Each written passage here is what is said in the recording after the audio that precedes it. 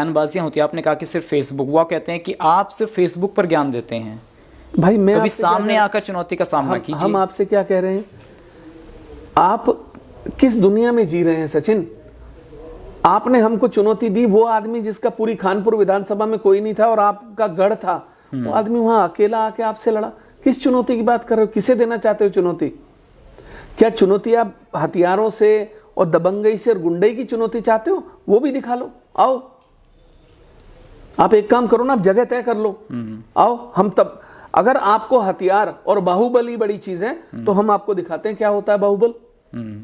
क्या कहना चाहते हो? इन सब बातों से बाहर आइए। ये समाज अब वो नहीं रहा कि हथियार और बाहुबल की दुनिया रह गई, नहीं। प्यार से दुनिया को जीतिए, लोगों को जीतिए। तो एक बात समझ में नहीं आ रही है, तो कि दर्शक भी हमसे पूछते हैं जब हम जनता के बीच जाते हैं और उस तरीके की खबरें देखते हैं कि ऐसा चैंपियन साहब आपके ही खिलाफ क्यों बोलते हैं? राजनीति में तो उनके प्रतिद्वंदी और भी बहुत रहे होंगे। मानसिक दिवालियापन हो चुका है उनका। अब उनको हर समय उमेश कुमार दिखता है, सोते जागते उठते बैठते। कोई गाड़ी में टक्कर मार देगा तो उमेश ने लगवा दी। बाहर से कोई सूचना, अरे बाहर से बदमाश आ गए, उमेश मरवा देगा मुझे।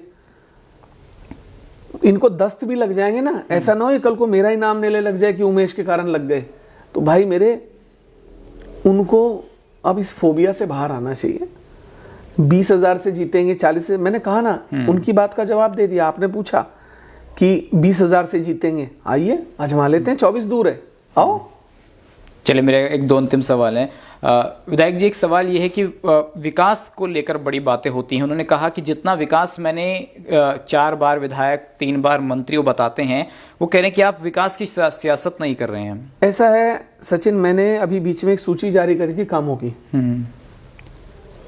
7 महीने में इतने काम किसी विधायक ने करे हो तो मुझे गिनवाते ना। उनका कहना था कि विज्ञापन है। मैं कहता हूं अगर विज्ञापन भी है तो जाइए सड़क पे, जहां मैंने जिस सड़क का नाम दिया वहां खड़े होकर बताइए कि ये काम नहीं हुआ। जो हाई टेंशन तारे मैंने हटवाई वहां खड़े होकर बताइए हाई टेंशन तारे हटी नहीं। जो मैंने नालियां बनवाई, जो मैंने अन्य काम कराए, जो लगातार क्षेत्रों में लाइटें लग रही हैं, सोलर लाइटें लग रही हैं, मंदिरों का जीर्णोद्धार हो रहा है, आप मेरा एक भी काम झूठा साबित कर दीजिए, मैं इस्तीफा दे दूंगा।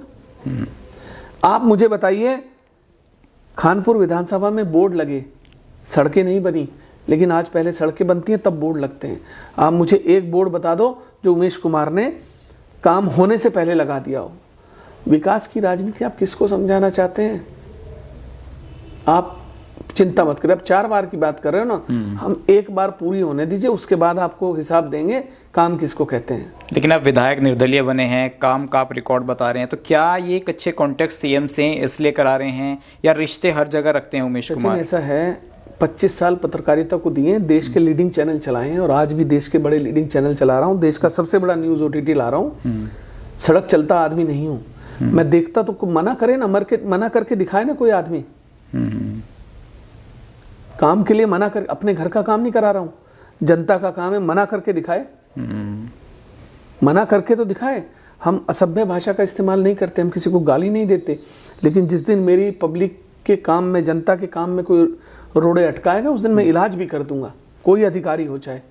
डरते हम किसी से नहीं, हमारा इतिहास सबको पता है। हम 3-3 सरकारों से लड़े हैं और अपने दम पे अकेले लड़े हैं। तो हमको ये बताने की जरूरत नहीं हम क्या हैं, क्योंकि ये लोग ओछापन जिनमें होता है वो कहते हैं मैं ये, मैं वो। नहीं, हमें पता है हम क्या हैं, हमारी कीमत हम जानते हैं। और मेरे कारण मेरी जनता को, अगर मेरे क्षेत्र के लोगों को लाभ पहुंचता है तो इससे खुशी की बात कोई नहीं है मेरे लिए। चलिए सर, मेरा एक अंतिम सवाल ये है कि विधायक तो बन गए, क्या आप 2024 का जो लोकसभा चुनाव आ रहा है, जैसा कि अभी आपने जिक्र भी किया था, क्या उसकी तैयारियां अभी उमेश कुमार कर रहे हैं या पार्टी जहां से, या निर्दलीय कैसे करेंगे? चुनाव लड़ेंगे, ये तय है। पार्टी से लड़ेंगे कि निर्दलीय लड़ेंगे? मैं, ऐसा है, देखिए, अभी तक मेरा निर्दलीय चुनाव लड़ने का इरादा है। बाकी अगर कोई टिकट की बात होगी, किसी पार्टी से बात होगी, इसके संबंध में अपने लोगों से बात करूंगा, क्योंकि मुझे निर्दलीय लोगों ने चुना है। और अगर मेरे लोग कहेंगे कि हाँ साहब आप पार्टी से लड़ लीजिए, और हम किस पार्टी से लड़ेंगे ये भी उनसे पूछेंगे।